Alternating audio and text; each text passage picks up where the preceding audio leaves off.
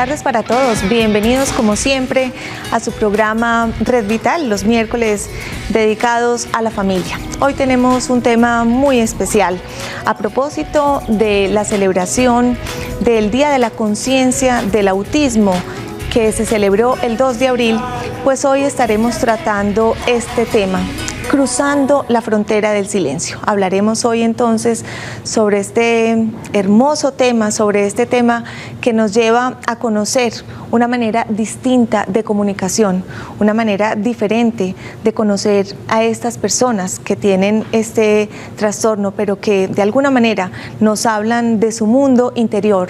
Hoy vamos a aprender cuál es esa manera en la que nos hablan, traspasando entonces esa frontera del silencio. Primero vamos a conocer la historia de María Adelaida Storti y su hijo Jonathan, que nos cuentan algo sobre esta forma de comunicación. Veamos.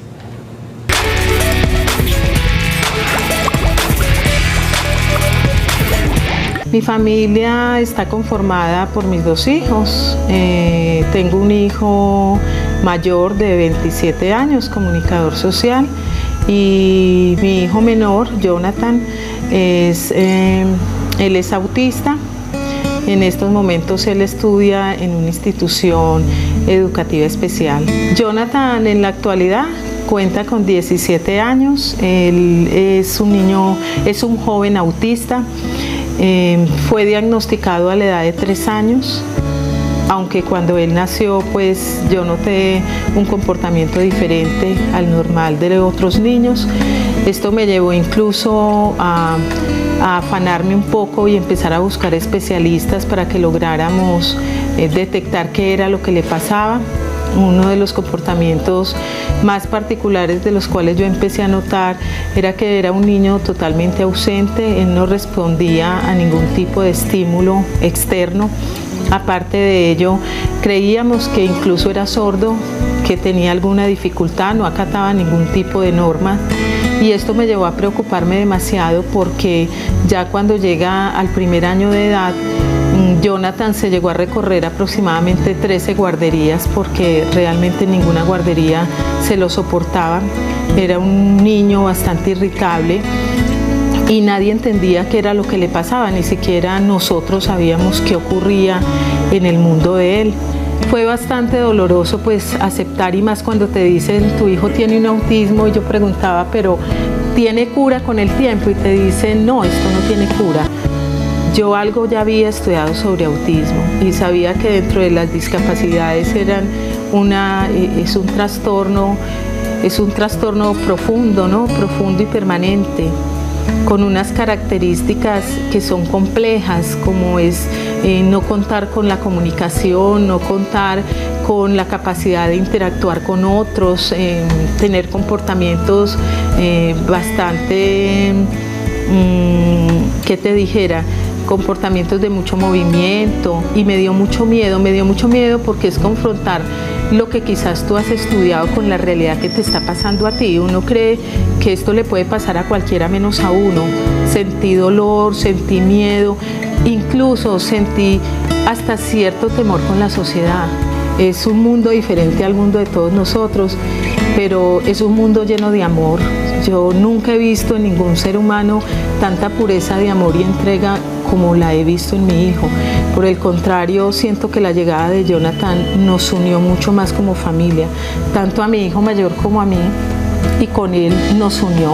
Somos 3 seres humanos en esta casa que considero yo hemos luchado mucho por salir adelante y por tenerlo donde está, y es un regalo definitivamente. Si en unos años sufrí, lloré, pataleé, ahora le doy gracias a Dios, y quisiera darle ese mensaje a las madres que tienen un hijo con alguna discapacidad, que no lo vean como una frustración, que lo vean como una oportunidad, porque en la vida nada es gratuito.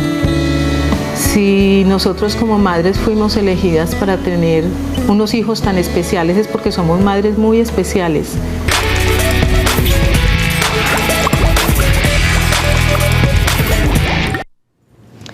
Madres, familias muy especiales, personas muy especiales. Y este testimonio que nos ha dejado María Adelaida es para empezar este programa hermosísimo, sobre todo por esas palabras, María Adelaida, en las que dice: si al principio fue una pataleta, temor, angustia, ahora es agradecimiento. Quiero que empecemos analizando estas frases que nos dejaste en la nota pregrabada. Primero, por supuesto, saludarte, darte la bienvenida a Red Vital, hoy como testimonio de tu vida. Otras veces has estado invitada como profesional, hablándonos un poco de otros aspectos diferentes que siempre tratamos aquí en Red Vital. Nos alegra mucho tenerte dándonos tu testimonio de vida. Muchas gracias, de verdad que estar en este lugar ya como madre, como persona que tiene un ser tan especial en la familia y que puedo compartir hoy por hoy un testimonio y una voz de aliento a aquellas madres que tienen en este momento hijos especiales, sobre todo autistas, es que lo vean realmente como una oportunidad. Realmente ellos van progresando con el tiempo, usted va viendo resultados a medida que va avanzando, eso sí, siempre y cuando estén apoyados por medio de un proceso terapéutico educativo. Es muy importante que tengan el apoyo de especialistas, porque realmente una sola no sería capaz de haber sacado a mi hijo adelante. Ya van muchos años de experiencia en este proceso. Hablemos un poco sobre esos temores iniciales.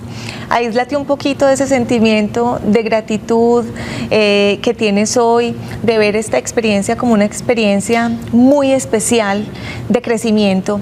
Aíslate un poco de esos sentimientos para que te remitas a esa historia cuando empezaste a tener temores, a ver aquellos síntomas que te hacían sentir angustiada. Cuéntanos un poco lo que sentiste inicialmente.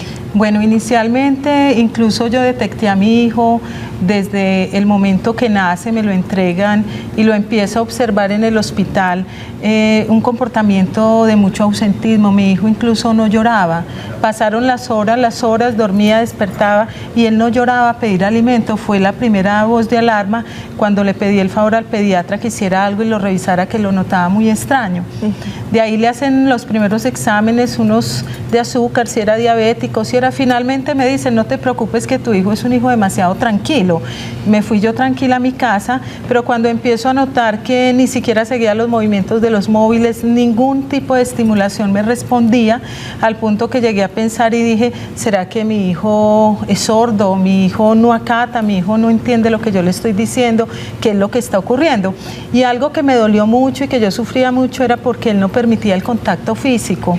Cuando yo quería cargarlo, cogerlo, tomarlo, él rechazaba esto. Algo también que me llamaba mucho la atención y que empecé a pedir ayuda incluso desde muy recién nacido, era porque cuando él empieza a crecer, su mirada era totalmente perdida. Yo podía pasarle, hacerle movimientos para que él reaccionara y no lo hacía.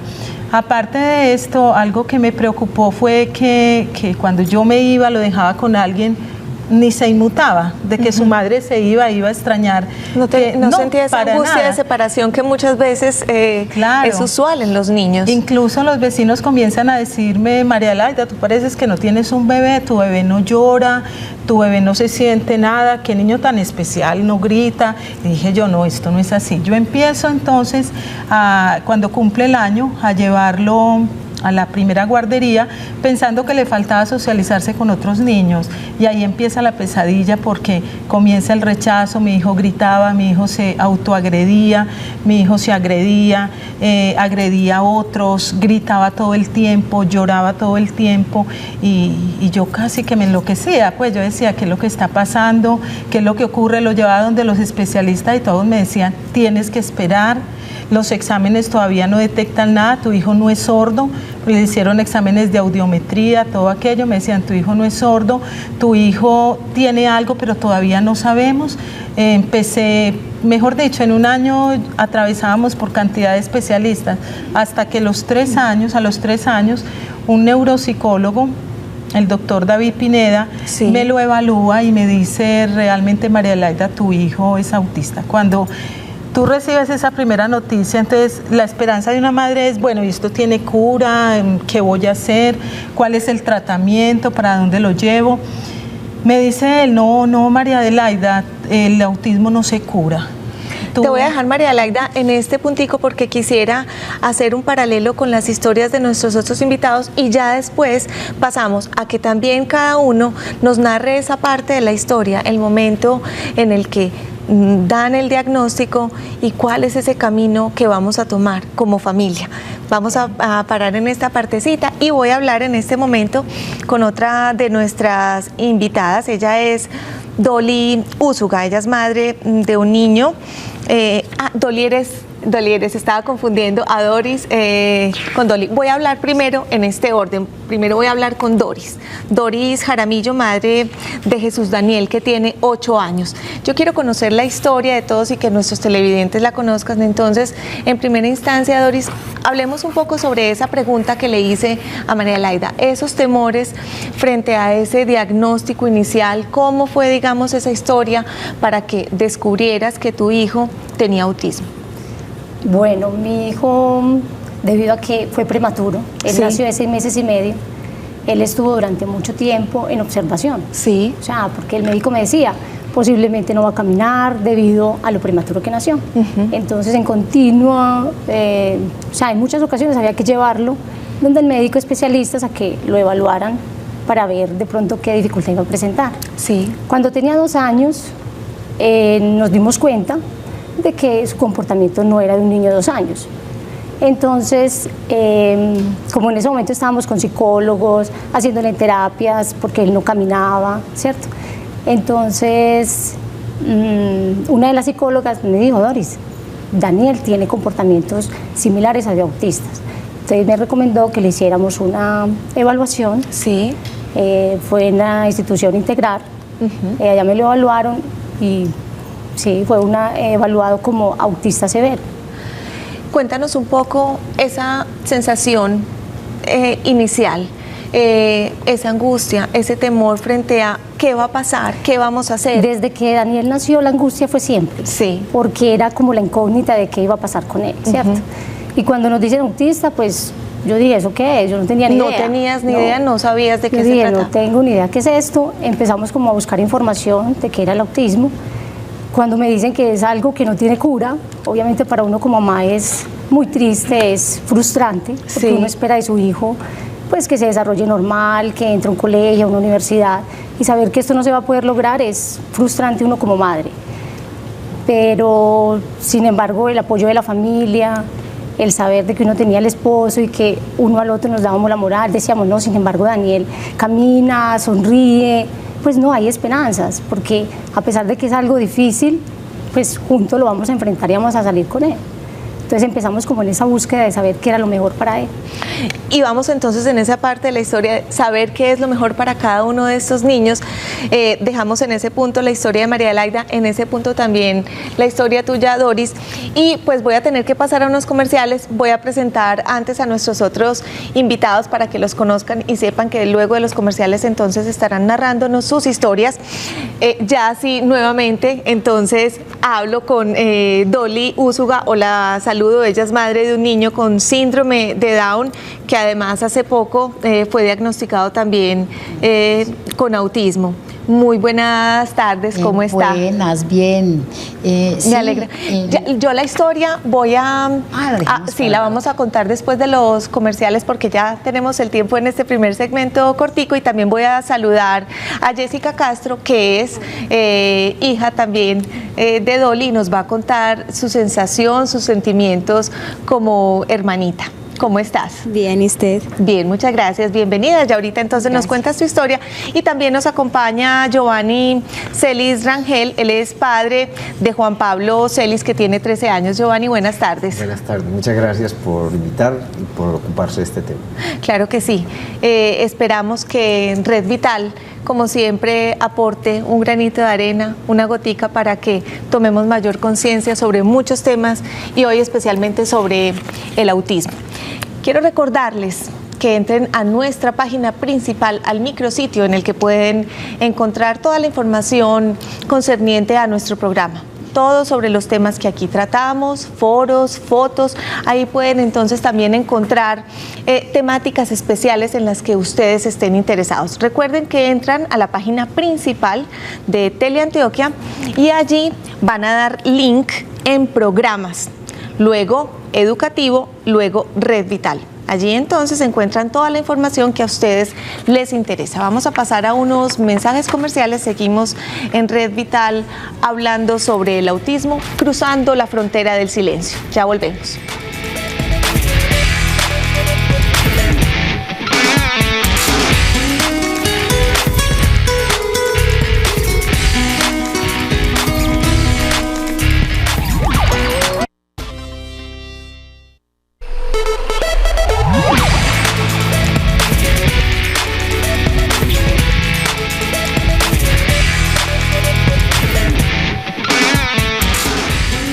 Seguimos en Red Vital hablando sobre el autismo, cruzando la frontera del silencio. Ya más adelante, muchos de ustedes conocerán bien cuál es la definición y todas esas características y síntomas que acompañan el autismo con nuestros especialistas invitados en esta sección que es la consulta. Mientras tanto, quiero que anoten la pregunta que tenemos para el televoto y cuando conozcan bien de qué se trata, a pesar de que ya conocieron algo de las historias y ya tienen una idea, ya más adelante van a conocer un poquito mejor y pueden responder mejor al televoto. La pregunta, como están viendo en pantalla, es: ¿consideras que el principal motivo por el que no se detecta ni se atiende de forma temprana el autismo es A, el desinterés y la desinformación generalizada frente al tema de la discapacidad? Van a marcar el 444-3710. B, la negación por parte de los padres a aceptarlo. Marcan el 444-3711. C, la falta de recursos dispuestos por el Estado. Marcan el 444-3712. Y D, la complejidad de este síndrome. Marcan el 444-3713. Entonces esperamos que participen, como siempre, en el televoto, más adelante con sus llamadas, también para que se vayan preparando. Y en este momento los invito a que entremos en la consulta.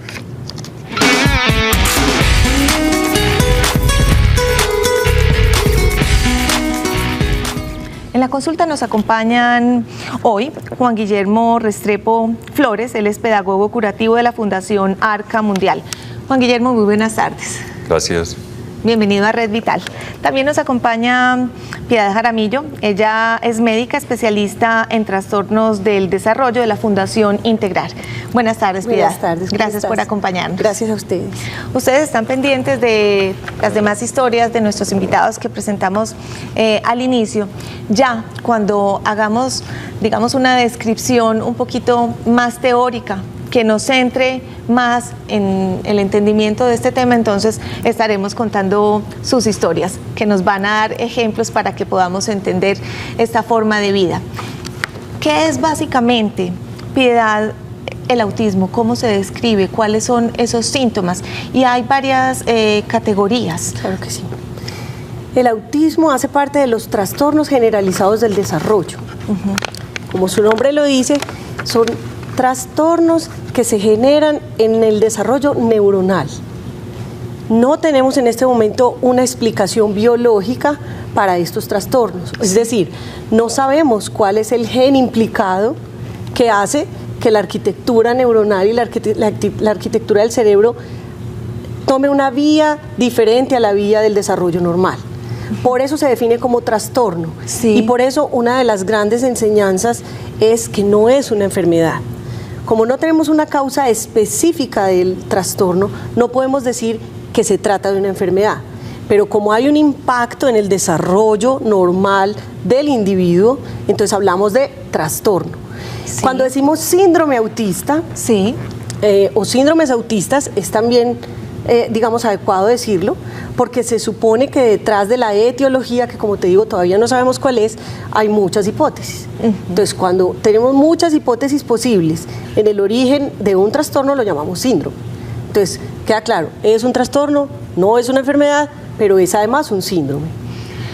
Es un trastorno, nos decían María Adelaida y Doris en un principio, que la noticia que se les había dado era no tiene cura. Es tratable, pero por el momento, según lo que se ha investigado y lo que se conoce, no tiene cura. No tiene cura porque no tiene un origen específico. Sí. Entonces, no sabemos cómo intervenir de raíz el origen del trastorno.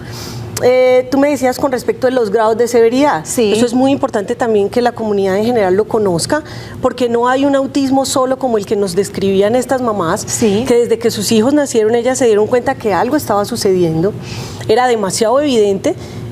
Tú nos contabas que desde que tu hijo nació sabías que algo estaba pasando. En el 80% de los casos los síntomas pueden aparecer antes del año y son los casos severos, ¿cierto?, del autismo, que son los que se han descrito como el autismo de Kanner. Pero existe también entre un 20 y un 25% de casos de autismo, que son los que han denominado autismo de alto funcionamiento o síndrome de Asperger, sí, que son niños que tienen un desarrollo completamente normal.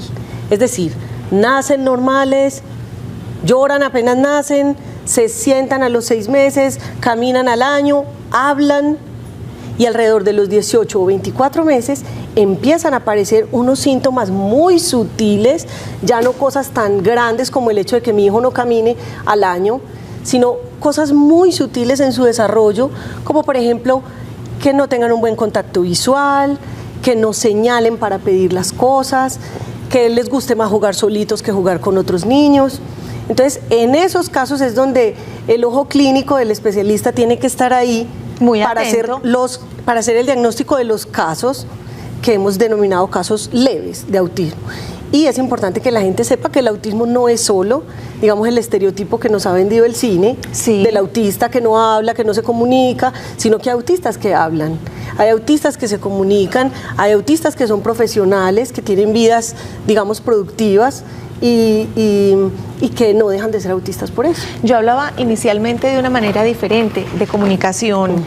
Juan Guillermo, desde tu perspectiva y tu práctica profesional, cuéntanos un poco cuál es esa descripción que nos das con respecto a este trastorno.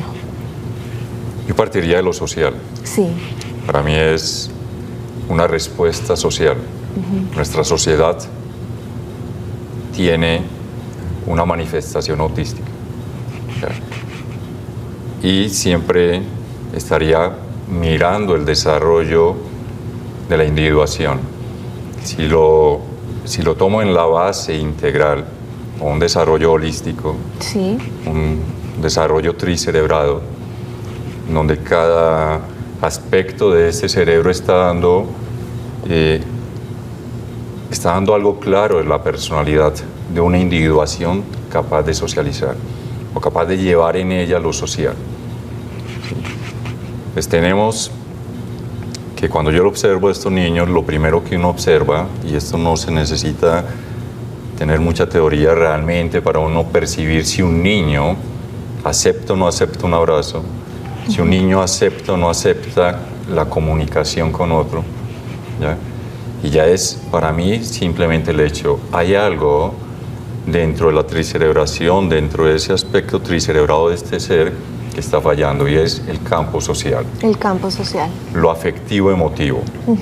¿Sí?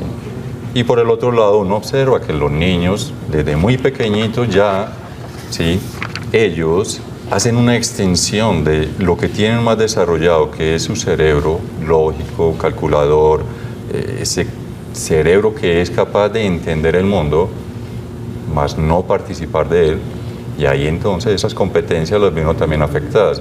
Es el niño que necesita el cereal, o necesita algo y hace extensivo su cuerpo a través del entorno. Es el niño que va y coge la mano de su madre para que le baje el cereal. Y siempre quedaría la pregunta de cualquier padre, entonces, ¿por qué mi hijo no lo hace si entiende que hay que hacerlo?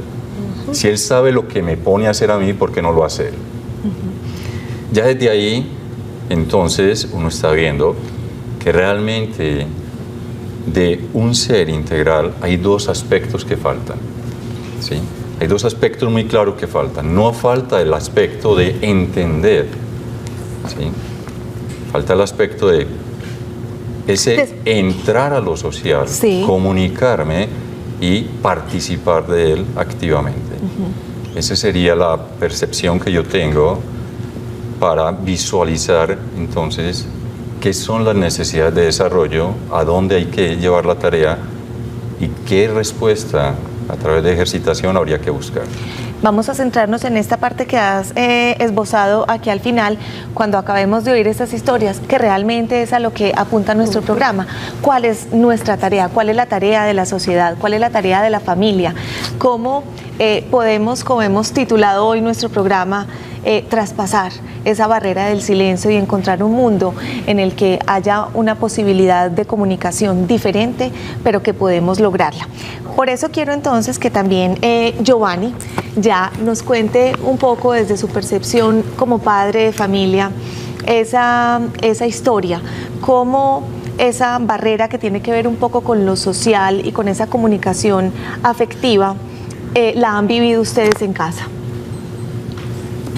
Es tal vez el aspecto más, en mi opinión, por mi formación personal, Sí. más interesante, que más merece cuidado en la interacción con una persona que tiene ese diagnóstico, Sí. de que tiene algún trastorno, ¿cierto? Sí.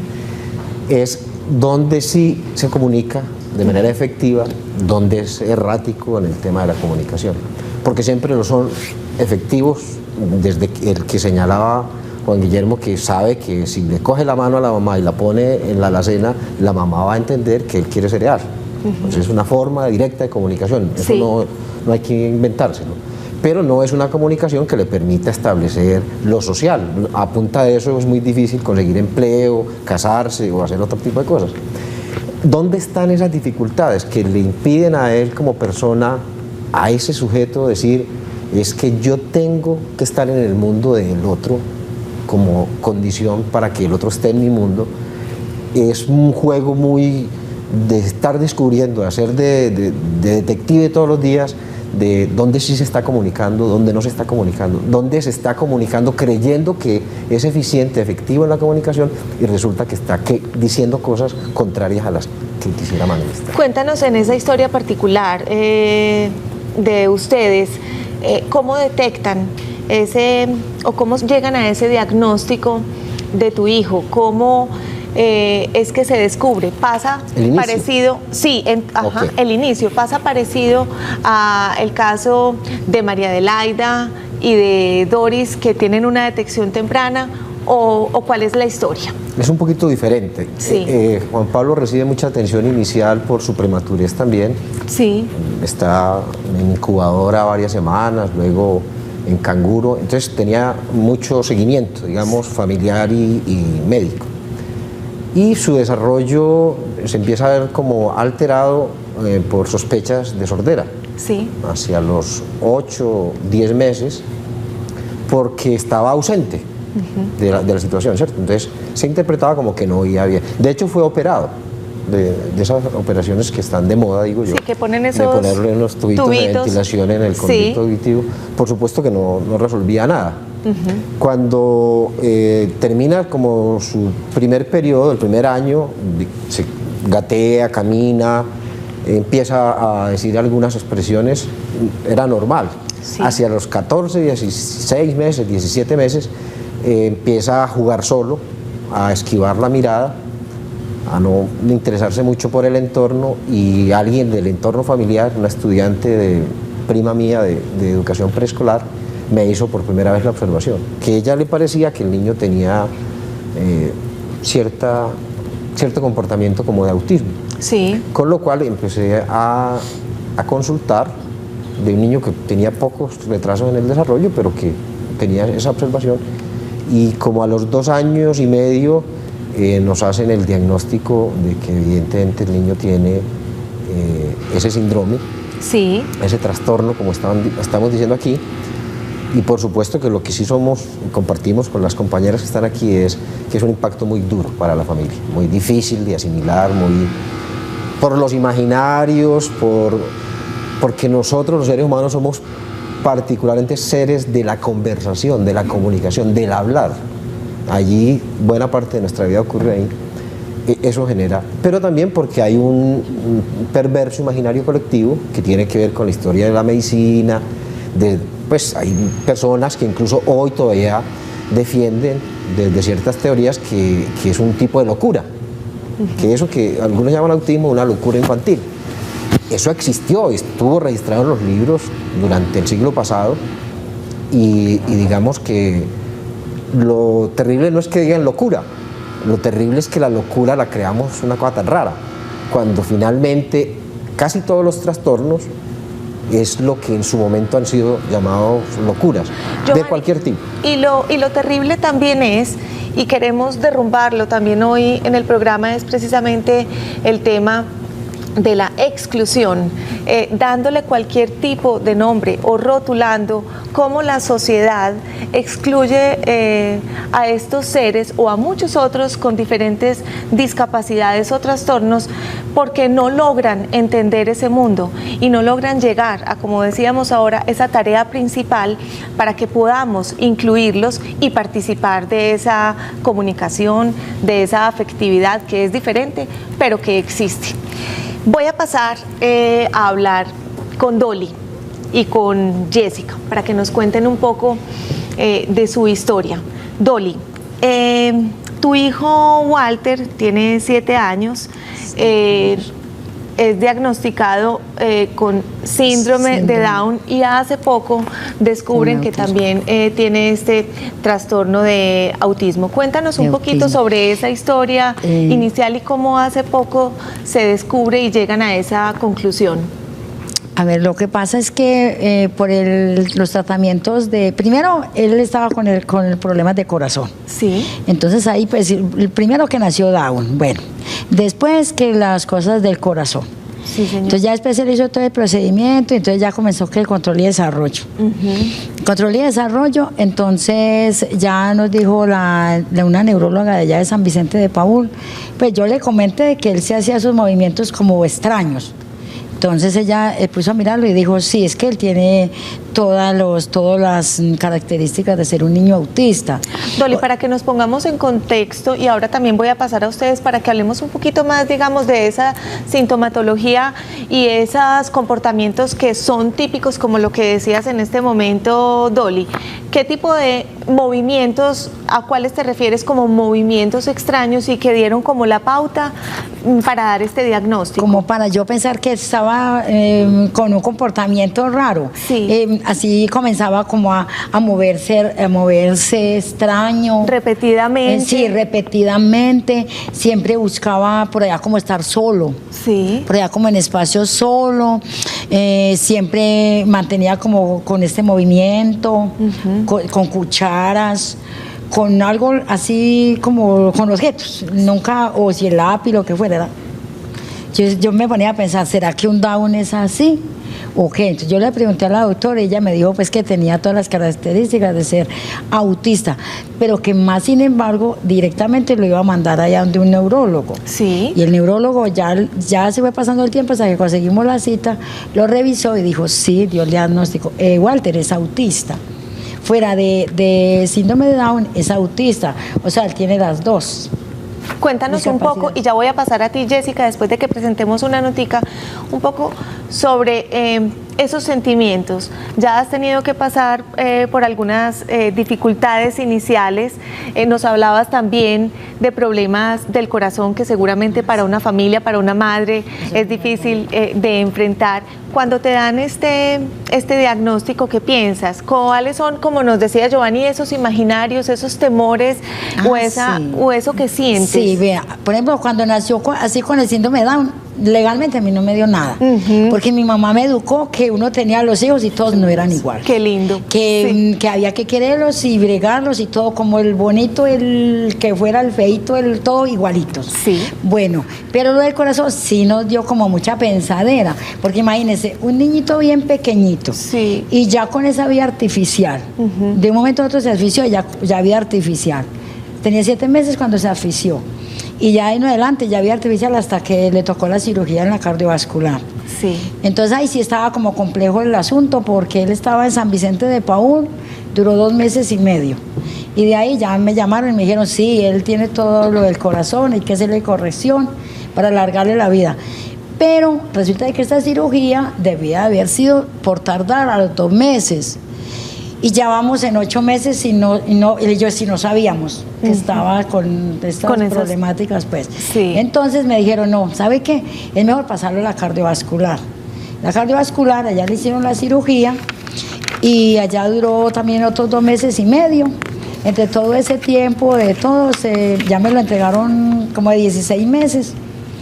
Ya con la corrección, todo, entonces ya seguimos pues en el proceso de volver otra vez al peso, a la talla, porque había que recuperar todo eso, porque en ese tiempo se había perdido todo el proceso. Entonces ya lo dejamos ahí pues ya bregándolo y todo, por encima de todo, mucho acompañamiento y mucho amor. Bueno, de ahí las citas. Cuando ya un día fuimos a la cita, ya nos dijo el cardiólogo, ya lo puedes meter a rehabilitación. Entonces ya ahí comenzamos los programas de rehabilitación y ahí vamos en rehabilitación con el niño. En el momento no nos habla porque es difícil, que por el autismo. Todavía no nos habla, pero camina, nada, pues conoce como las personas. Y lo importante, Dolly, y es a lo que queremos ir también, es ver cuáles son, digamos, esas características importantes, positivas, esas cosas que debemos reforzar y que tenemos que tener en cuenta para lograr un desarrollo potencial en estos niños, que si bien tienen algunas dificultades en su comunicación, en su interacción social y afectiva, tienen otras cosas maravillosas a las que se les puede sacar muchísimo partido. Vamos a seguir analizando. Ya voy a hablar contigo, Jessica. Ya nos sigues contando un poco sobre esas sensaciones. Voy a pasar a una notica antes, a otro testimonio que tenemos hoy en Red Vital. Luego pasamos a unos comerciales y seguimos hablando. Prepárense para zona interactiva con nuestros números. Vayan apuntándolos. Ya sé que muchos se los saben y se los doy a los que no. 381-54-54 y 851-1170. Veamos esta nota.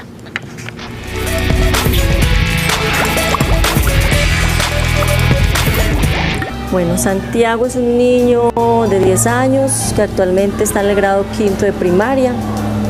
Está con nosotros, o sea, en esta institución desde el grado preescolar.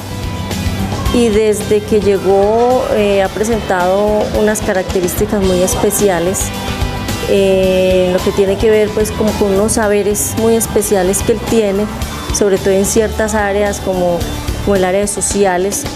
Le gustan mucho los libros, le gusta mucho leer, le gusta la química, le gusta la historia. Santiago tiene unos talentos excepcionales en unas áreas, pero tiene unas barreras en otros asuntos, como es el tema del socioafectivo, ¿cierto? Ahí él tiene unas barreras y en la parte motora. Algunos niños y niñas no entienden mucho cuando él empieza a hablar de todos los asuntos que sabe,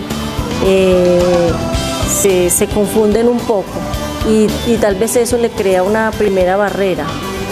Otra es que él mismo lo ha expresado en otros momentos, que no le gusta mucho jugar, a menos que sean los juegos electrónicos. De pronto para la parte motriz tiene unas dificultades y por eso tiene unas barreras en la escritura. Lee perfectamente bien, pero en la escritura va muy atrasado, por decirlo así, porque se le dificulta escribir bastante. La relación con los adultos es como más fácil, claro, porque como tiene tantas cosas de qué hablar, tal vez los niños, sus padres, no le entienden mucho. Una vez lo llevamos a compartir una clase con los estudiantes de 11 el año pasado y él feliz, hablando de sociales, de capitales del mundo, de países, llega y se presenta y dice: me llamo Santiago, pregunten lo que quieran, con esa facilidad. Los primeros elementos son el yodo atómico 263, elementos atómicos, wow, están atrapados en los alimentos y en el agua. Yo diría que con Santiago se hace un trabajo muy intuitivo, y es que los maestros y las maestras van viendo todo lo que pide Santiago y se le logra encauzar y se logra identificar cuáles son las barreras para mirar hacia dónde lo orientamos. El trabajo de nosotros se queda pues en el terreno de la pedagogía, que es importante y es un apoyo importante para trabajar con niños como Santiago, pero insisto en que requiere un trabajo interdisciplinario, neurología que hace el diagnóstico, terapia ocupacional, muy importante, sobre todo para desarrollar la parte motora. La familia pues tiene algunas dificultades económicas y eso hace que ellos no puedan acceder a unas oportunidades, por ejemplo, de unos especialistas que le puedan ayudar a trabajar en esos temas que tiene barreras.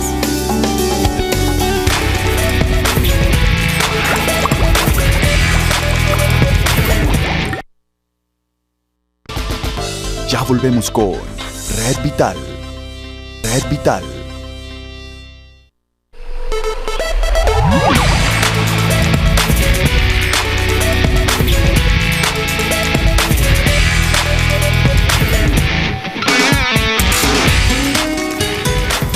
Entramos en zona interactiva y nos llama Silvia Elena Ríos desde Itagüí. Silvia, bienvenida.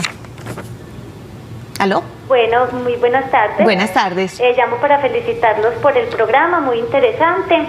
Diana, yo soy la niña de María Paula Arévalo, ella salió el año pasado en la nota también en el programa del autismo, la niña que salió en la terapia de los caballos. Sí. Para expresarles, yo me siento completamente feliz con mi hija. Yo considero que para estos niños la mejor terapia es el amor. María Paula es una niña completamente feliz, es una niña muy recochuda, estamos juntas todo el tiempo, me río parejo todo el día con ella. No, mejor dicho, yo me siento muy satisfecha por todo lo que hemos logrado con la niña. Es una niña que se comunica con nosotros, no hay un lenguaje fluido con ella, pero ella se hace entender muy claramente y yo me siento completamente feliz. El diagnóstico inicial de la niña era parálisis cerebral y las palabras del doctor fueron las siguientes: esa muchachita tiene parálisis cerebral, esa muchachita no va a caminar y no va a hablar, no gaste plata en esa muchachita que no vale la pena. Es muy duro, pero como padres hicimos todo lo contrario y la amamos con todo nuestro corazón. Mil felicitaciones por el programa. Silvia, a ti muchas gracias por comunicarte con nosotros y qué bueno saber de esta historia que ya conocíamos y por supuesto de esa alegría, ese agradecimiento, esa satisfacción que sientes hoy en día, igual a la que nos transmitió y nos comunicó María Laida y por supuesto todas las madres y el padre que hay hoy aquí en nuestro programa. Se nos está acortando el tiempo y tenemos muchísimas cosas por decir. Quiero aprovechar que Jessica todavía no ha hablado para que le dé un mensaje a esos hermanitos, hermanitas, a esa familia en general que tienen familiares que han sido diagnosticados con autismo. ¿Cuál sientes tú que es esa necesidad importante de ellos y cuál debe ser la actuación de los hermanitos especialmente? Pues uno como hermano pues debe tratar de ayudarlos, de entenderlos, no de tratarlos mal. Hay muchos que como piensan que no son como nosotros, que pues percibimos lo que hay en el mundo, tratan como de aislarlos dentro del núcleo familiar, lo cual que uno no debería hacer. Yo soy consciente que él pues tiene cosas que yo no hago normalmente, ni nada de eso, pero yo he estado principalmente junto a él y mi mamá en las terapias, he ido, me he enterado. ¿Has participado?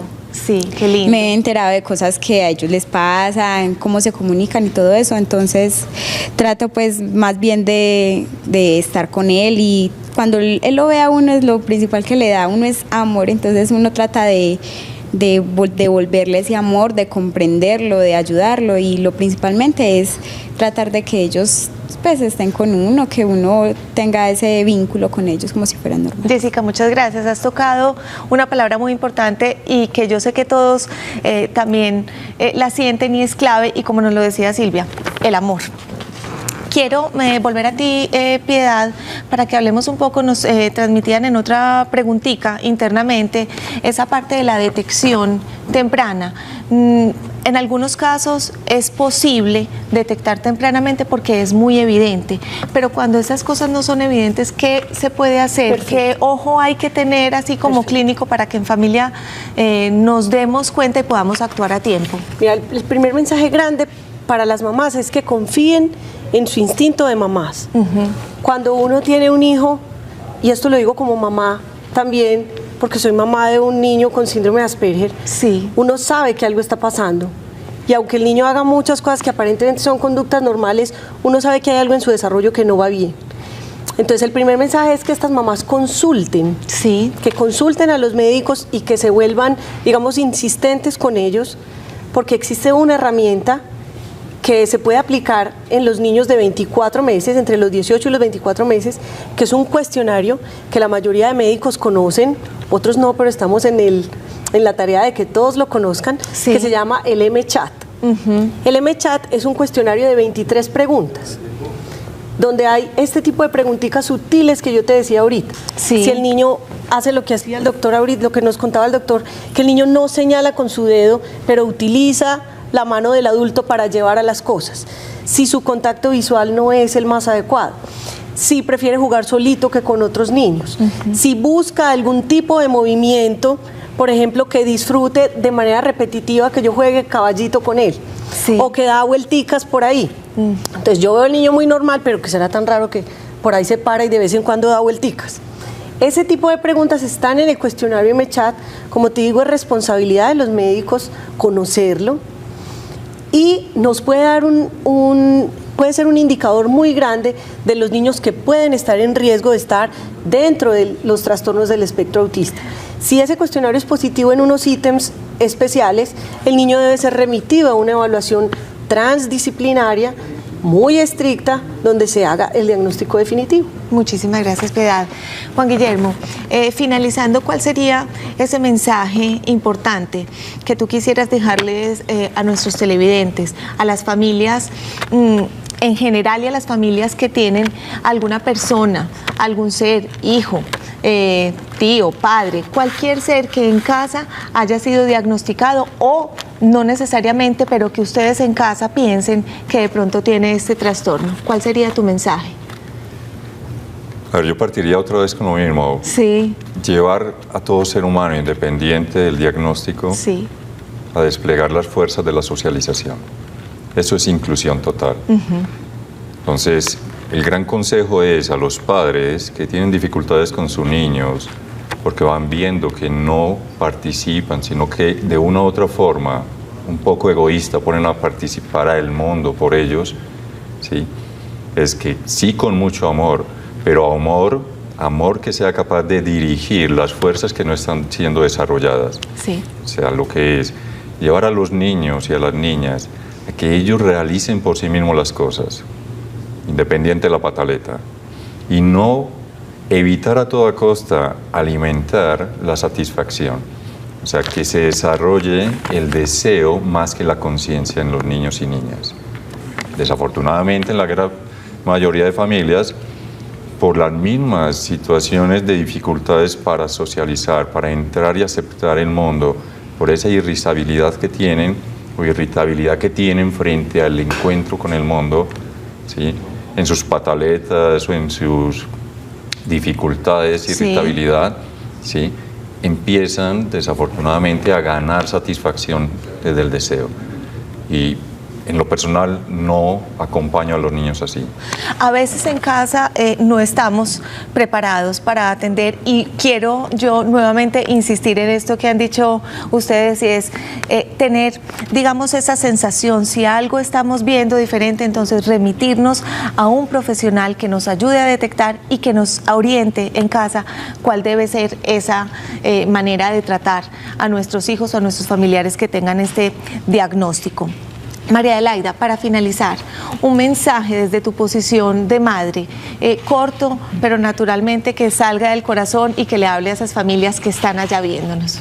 Bueno, a ver, Diana, y para todas las familias, más que mi hijo y todos los especialistas con los cuales he compartido, Juan, que ha sido un ser demasiado especial para la vida de mi hijo, y algo que aprendí del mismo Jonathan es que es algo muy sencillo en nuestros hogares. A ellos hay que permitirles unos hogares organizados, claros, hogares llenos de amor. Ellos son seres demasiado cálidos, demasiado amorosos, y yo nunca en mi vida había realmente disfrutado de un ser tan limpio de corazón, tan libre de materialismo. Para mí ha sido una oportunidad, como para mi otro hijo de 27 años, poder aprender el otro lado de la vida. Antes yo creo que nosotros somos más complejos que ellos. Ellos tienen vidas todavía mucho más limpias, más sueltas y más claras. La recomendación es mucho amor, mucha disciplina, mucha organización y permitir que los hogares sean sencillos, que es el mundo de ellos. Muchas gracias, María Adelaida. Giovanni, voy a pasar a ti para que, desde tu posición de padre, ¿qué le dirías a las instituciones como acompañamiento para estos seres, a las instituciones y al Estado? Pero también a las familias. Sí. Esto no es un asunto de culpas ni de caridad, es un asunto de derechos. Estas personas, al igual que otras personas, requieren que la sociedad y el Estado, que lo conformamos desde la sociedad, tengan más responsabilidad para que el desarrollo de su autonomía y de su libertad lo puedan lograr con más cosas que hoy no les estamos dando. Muchísimas gracias. Tenemos tiempito para que Doris y Dolly nos den unas palabritas corticas porque son segundos lo que tenemos. Doris.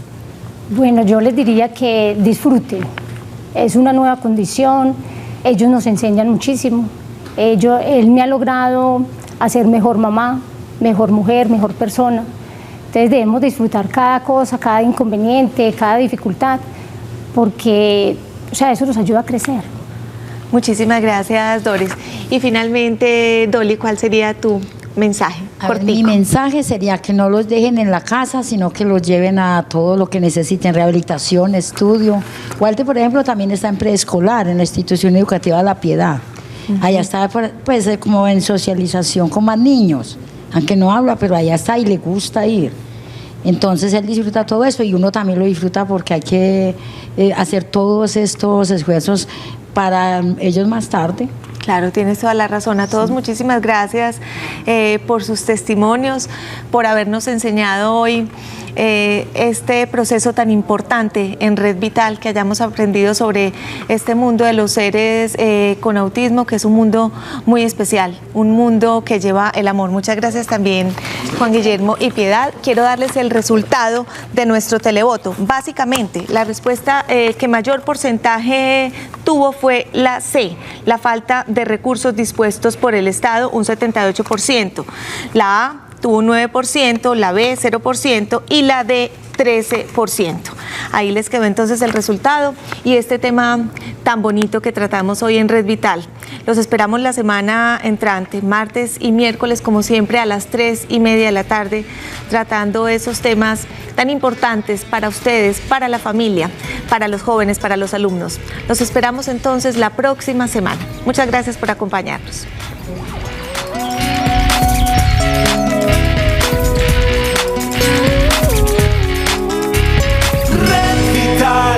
Conéctate a la vida.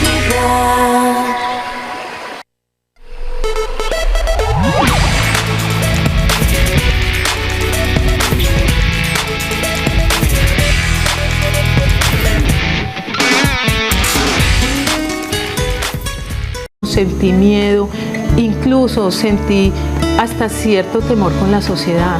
Es un mundo diferente al mundo de todos nosotros, pero es un mundo lleno de amor.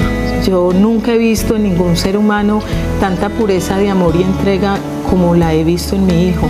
Por el contrario, siento que la llegada de Jonathan nos unió mucho más como familia, tanto a mi hijo mayor como a mí, y con él nos unió. Somos 3 seres humanos en esta casa que considero yo hemos luchado mucho por salir adelante y por tenerlo donde está, y es un regalo definitivamente. Si en unos años sufrí, lloré, pataleé, ahora le doy gracias a Dios y quisiera darle ese mensaje a las madres que tienen un hijo con alguna discapacidad, que no lo vean como una frustración, que lo vean como una oportunidad, porque en la vida nada es gratuito.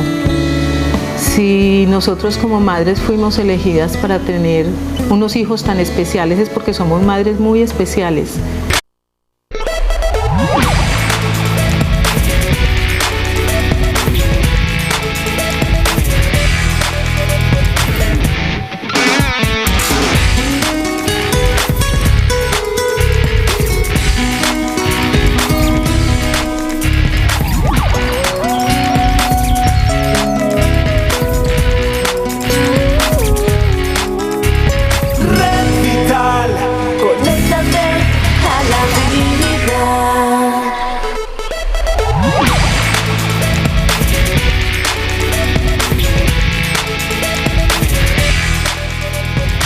tardes para todos. Bienvenidos como siempre a su programa Red Vital, los miércoles dedicados a la familia. Hoy tenemos un tema muy especial a propósito de la celebración del Día de la Conciencia del Autismo que se celebró el 2 de abril, pues hoy estaremos tratando este tema, cruzando la frontera del silencio. Hablaremos hoy entonces sobre este hermoso tema, sobre este tema que nos lleva a conocer una manera distinta de comunicación, una manera diferente de conocer a estas personas que tienen este trastorno, pero que de alguna manera nos hablan de su mundo interior. Hoy vamos a aprender cuál es esa manera en la que nos hablan, traspasando entonces esa frontera del silencio. Primero vamos a conocer la historia de María Adelaida Storti y su hijo Jonathan, que nos cuentan algo sobre esta forma de comunicación. Veamos.